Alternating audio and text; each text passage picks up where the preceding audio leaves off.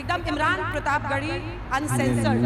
Literature में इन्होंने Allahabad university से पढ़ाई की, शायरी को पेशा चुना और फिर अब सियासत का हिस्सा बन गया। मतलब कोई पेशा आप छोड़ेंगे किसी के लिए? कर क्या रहे जीवन में? पत्रकारिता की पढ़ाई की लेकिन छोड़ दिया, पेशा नहीं बनाया उसको। करते तो वो भी अच्छा करते। फिर लगा कि जब एक ऐसा वक्त आया कि सब कुछ सियासत ही तय कर रही हो, कलम को भी सियासत ही तय कर रही हो कि कितना लिखना है, कितना बोलना है। जब पत्रकारों के नाम एक साथ जो है वो फ्रेम करके दुनिया के सामने रखे जा रहे हो कि कवर करने वाले लोगों के नाम ये हैं, उनका भी जात, उनकी भी मजहब तय किया जा रहा है, तो मुझे लगा कि नहीं, चलते हैं सियासत की दुनिया में, देखते हैं क्या कर सकते हैं। तो अब शायर कितना बचा है और कितना सियासतदां हो गए हैं इमरान प्रताप? मैं कोशिश कर रहा हूँ कि शायर और सियासतदां कितना हो जाएं, उससे ज्यादा जरूरी है कि मेरे अंदर का इंसान कितना बचा हुआ है। इस दौर की जो सच्चाई है कि एक अकेला क्या कर लेता, एक अकेला क्या कर लेता, एक अकेला क्या कर लेता,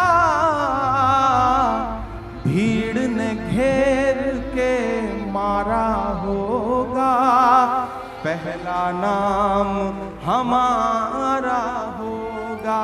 और सियासत में होकर भी हुक्मरानों के नाम ये शेर कि जब तारीख लिखी जाएगी, जब इतिहास लिखा जाएगा, कैसा हश्र तुम्हारा होगा, इंकलाब का नारा होगा। क्या बात है, शब्द आपकी जादूगरी की तरह है। लेकिन मैंने आपकी बहुत शायरी पढ़ी, इमरान के शब्दों में, उनकी लाइनों में दर्द बहुत झलकता है, इसकी वजह क्या है? मैं जिस समाज से आता हूँ उस समाज के दर्द को ज्यादा जल्दी महसूस करता हूँ क्योंकि मैं उसके बीच में रहता हूँ। मैंने उस भेदभाव को, उस सिस्टम के जुल्म और सितम को करीब से देखा है और शायर हूँ तो जाहिर सी बात है कि दर्द तो है दिल में। कोशिश करता हूँ, जुल्म के दौर की तारीख रकम करते हैं, इतना आसान नहीं ये काम जो हम करते हैं, काट देते हैं सदा हाथ हमारे जालिम और हम फिर उन कटे हाथों को अलम करते हैं। तो हम कोशिश कर रहे थे कि उस दर्द को महसूस करें और मीडिया जब उस दर्द को, उस जुल्म सितम को अपना हिस्सा नहीं बना रही थी, तो मेरी कोशिश थी कि मेरे पास जो प्लेटफॉर्म है उस प्लेटफॉर्म का इस्तेमाल उस जुल्म सितम का को गाने के लिए करूं। मत समझना कि मैं गीत गाता रहा, मैं तो जख्मों का मातम मनाता रहा, ये समझ करके जालिम पिघल जाएगा, मैं तरन्नुम में मातम मनाता रहा। तो मैं मातम मनाता था, लोग उसको सुनते थे, पसंद करते थे। ये जुल्म हो किस पर रहा है? समाज में हाशिए पर मौजूद हर इंसान पर, वो हिंदू भी है, मुसलमान भी है, सिख भी है, ईसाई भी है, और सिस्टम कर रहा है, इसमें कोई दो राय नहीं, आज भी कर रहा है और उससे एक बहुत लंबी लड़ाई लड़ने की जरूरत है। और सबसे बड़ी जिम्मेदारी है कलमकारों की। हमारी जिम्मेदारी है कि जब मैं शायर बन के बोलूं तो फिर हाकिम से आंख मिला के बात करनी है, वो कोई भी हो, वो हमारा अपना हाकिम क्यों ना हो, तब मैं उससे भी आंख मिला करके बात करके बोलूंगा। मैंने मदरसे की नज़्म 2012 में लिखी, उसके बाद हालात जैसे जैसे बदलते गए, मैंने कोशिश की कि मैं अपने कलम के साथ इंसाफ करता रहूं। सिस्टम जुल्म करता है, इन दिनों थोड़ा बढ़ गया है, आप लोगों ने दिखाना कम कर दिया है, तो हमें और जोर से बावाज़े बुलंद बोलना पड़ता है। बस इतनी सी बात है। तो आप क्या दोहरा जीवन जी रहे हैं? क्या खुद एक शायर इमरान को एक पार्टी का गुलाम बनना पड़ा ताकि उनकी आवाज मैग्नीफाई हो? कई शायर ऐसे हैं जो आज भी ये मानते हैं कि हमें पार्टी और सियासत से कुछ नहीं लेना देना, और उनकी कलम में क्या कम ताकत। पहले तो आपके सवाल में जो शब्द है, आप आज तक में नौकरी कर रही हैं तो आज तक की गुलाम थोड़े ही है। मैं एक पार्टी के साथ काम कर रहा हूँ। कभी मुझसे ये नहीं कहा गया कि इमरान तुम मुशायरों में जाके क्या पढ़ रहे हो, तुमने ये क्या बोल दिया, यहाँ पाबंदी, ये मत करो, ऐसा मत करो, भाषण क्या दे रहे हो, किस विषय पे बोल रहे हो। मैं बहुत जिम्मेदारी से और ईमानदारी से कह रहा हूँ कि मुझे आज तक मेरी पार्टी में किसी नेता ने ये नहीं कहा कि तुम इस विषय पे बोलो, इस विषय पे मत बोलो। उन्हें भरोसा है और शायद मैं उसके साथ न्याय कर रहा हूँ। हाँ, जब मैं राजनीतिक मंचों पे खड़ा होता हूँ तो राजनीतिक लहजे में बात करता हूँ, वहाँ मैं शेर पढ़ता हूँ कि खौफ नहीं जिसे मुरझाने का, मैं उस गुल के साथ खड़ा हूँ, कैसा भी दौर आए लेकिन मैं राहुल के साथ खड़ा हूँ। कल भी खुल के साथ खड़ा था, आज भी खुल के साथ खड़ा हूँ, कैसा भी दौर आए लेकिन मैं राहुल के साथ खड़ा हूं। तो मैं वहां अपनी बात रखता हूं, लेकिन बाकी जगह पे मुझे स्वतंत्रता है। इतनी तारीफ मैं कांग्रेस पार्टी की इसलिए करूंगा, तो अपनी पुरानी आपकी दुनिया है, उस दुनिया को छोड़ो मत, राजनीति में आकर के पूरी तरह से राजनीति के मत हो जाओ। मुझे ये चीज मतलब ये राहुल जी ने मुझसे कही है, मैं इस मंच मतलब बता रहा हूं, तो मुझे ये चीज अच्छी लगती है। वो इतनी स्वतंत्रता वहां पर है कि आप लिख भी पढ़ सकते हैं, बाकी जगहों पे मुश्किल है। तो मैं अपनी नई नस्ल से एक बात सोशल मीडिया आपकी बात पहुंचाने का एक जरिया भी है, बहस का प्लेटफॉर्म नहीं। वहां बहस मत करिए। आपको ट्वीट करना है, आपको फेसबुक पे कुछ लिखना है, इंस्टा पे कुछ लिखना है, लिख दीजिए, डाल दीजिए, अपनी बात पहुंचा दीजिए। उस पर रिप्लाई करने मत जाइए, कमेंट पढ़ने की जबरदस्ती कोशिश मत करिए, और पढ़िए भी तो किसी को रिप्लाई मत करिए। आप रिप्लाई करेंगे और आप सोचेंगे कि सामने वाला आपसे सहमत हो जाए, तो वो तो ऑलरेडी उसका तो काम है ना, वो एक पूरी पेड टीम बैठी है। तो ऐसे में उससे बहस मत करिए, लड़िए मत, अपनी बात रख लीजिए, तो शायद बचे रहेंगे।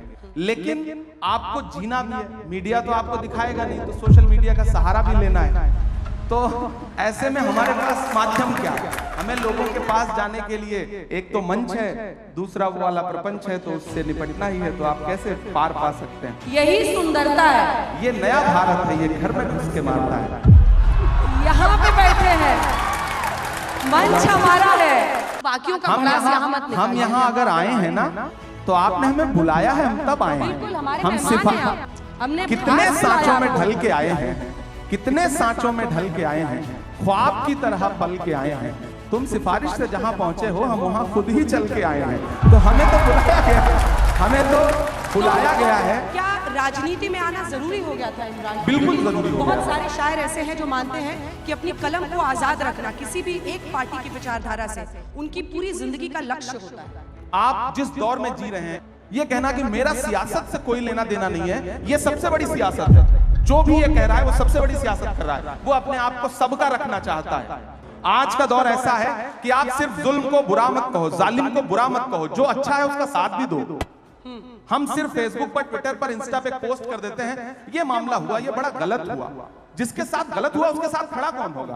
पहले होता था, बड़े बड़े प्रोटेस्ट होते थे, आंदोलन होते थे, हुकूमतें झुकती थी। अब क्या है कि हमने फेसबुक पे एक पोस्ट लिख दिया, ट्विटर पे ट्वीट कर दिया, हमें लगता है हमने अपनी जिम्मेदारी पूरी कर ली। नहीं, हमें सड़क पर भी उनका साथ देना है। और अगर मैं संसद में भी गया हूं, तो मैंने सबसे पहले यूनिवर्सिटी के बच्चों की फीस वृद्धि के खिलाफ संसद में जो पहली स्पीच की मैंने वो वहां पे की। मैं वहां पर हिंदू मुसलमान बन के नहीं गया, मैं वहां एक युवा बन के गया हूं, और मैं लगातार जिस पर भी जुल्म हो रहा है उसके खिलाफ बोल रहा हूं।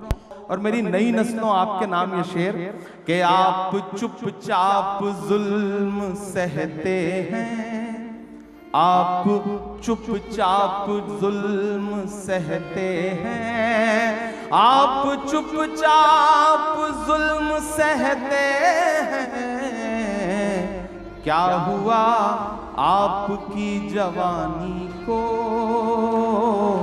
क्या हुआ आपकी जवानी को, बद्दुआ दे रहा है पानी को।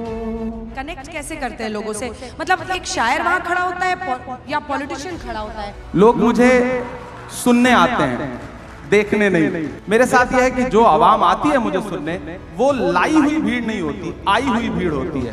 तो मुझे कनेक्ट करने में कोई दिक्कत नहीं आती। कितनों को सिखाया ये बताइए। असल बात ये है, राहुल जी को भी सिखा रहे हैं, नहीं सिखा रहे? सबसे पहले तो मैं देश की पार्लियामेंट में पहुंचा हूं, और पिछले 2 साल की पार्लियामेंट की तमाम जो स्पीचेस हैं उठा के देखिए, आपको लगेगा कि सारे लोग शायरी सुना रहे हैं। खरगे साहब शायरी सुना रहे हैं, धनखड़ साहब शायरी सुना रहे हैं। एक दिन तो धनखड़ साहब ने, यानी चेयरमैन साहब ने राज्यसभा के, फाइनेंस मिनिस्टर से कहा कि क्या इमरान प्रतापगढ़ी की शायरी पर टैक्स लग सकता है क्या?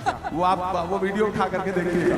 तो आप कोई भी शेर सुनाता जिसको मैंने शेर ना भी लिख के दिया हो, तो चेयरमैन साहब को लगता है कि मैंने ही लिख के दिया होगा। मोदी जी भी शायरी सुनाते हैं कभी कभी, अडवाणी जी ने भी कभी कभी शायरी सुनाई है। तो मुझे लग रहा है कि आने वाले दिनों में और कुछ लोग सुनाने लगेंगे। मैं तो कोशिश करूंगा कि राहुल जी भी सुना। अब अडवाणी जी का क्रेडिट मत लेने लगिएगा। हम किसी की क्रेडिट नहीं ले रहे हैं, उसकी क्रेडिट हम आपको दे रहे हैं। क्या कह रहे हैं? वो क्या कह रही हैं? वो कह रहे हैं कि हम खड़े हैं मोदी जी के साथ। अच्छी बात है, मैं कहाँ करूँ? हालांकि वो खड़ी नहीं हो तो बैठी हैं। वो तो खड़ी नहीं है, वो तो बैठी हैं। मोदी मोदी के नारे लगा रहे हैं वो लोग, लेकिन देखिए अच्छी बात है, हर तरह की लगाए। विचारधारा मुझे तो अच्छा लग रहा है ना कि मैं उनके बीच में आके भी कविताएं सुना रहा हूँ। ये शब्दों की ताकत है कि मैं उनके बीच में भी खड़ा होकर के कविताएं सुना रहा हूँ, और मैं सुनाऊंगा। ये तो अच्छी बात। मैं तो पार्लियामेंट में मोदी जी बैठे रहते हैं तब उनको भी सुनाता हूँ। मैं तो उनसे पूछता हूँ कहाँ सोया है चौकीदार, विजय माल्या नाक के नीचे से हो गया फरार, कहाँ सोया है चौकीदार। अमीर इमाम का एक बहुत अच्छा शेर है कि आए हैं और शान से आए हुए हैं हम, आए हैं और शान से आए हुए हैं हम, मिट्टी में आसमान से आए हुए हैं हम, सीना महक रहा है तो हैरत है किस लिए, फूलों के खानदान से आए हुए हैं हम। तो दरअसल हम आए उसी दुनिया से। इतिहास में पहली बार विपक्ष के 146 सांसद राज्यसभा और लोकसभा मिला के सस्पेंड हुए। हम निकले तो मीडिया के साथ ही बाहर खड़े थे, तो उन्होंने व्यंग्यात्मक तरीके से कहा कि सस्पेंड हो गए। तो हमने कहा भाई आज सस्पेंड ना हुए होते तो अपनी नजरों में गिर जाते हैं, ऐसा लगता कि बुज़दिलों में नाम शुमार हो रहा है, बहादुरों में नहीं। तो बोले आप शायर हैं, शायरी की भाषा में बताइए। तो एक नज्म कही मैंने वहीं पर कि जख्म पर जख्म खा के निकले हैं। ये संगीत वाले भी जो साथी बैठे हैं मुझे उनका भी साथ मिले कि जख्म पर जख्म खा के निकले हैं,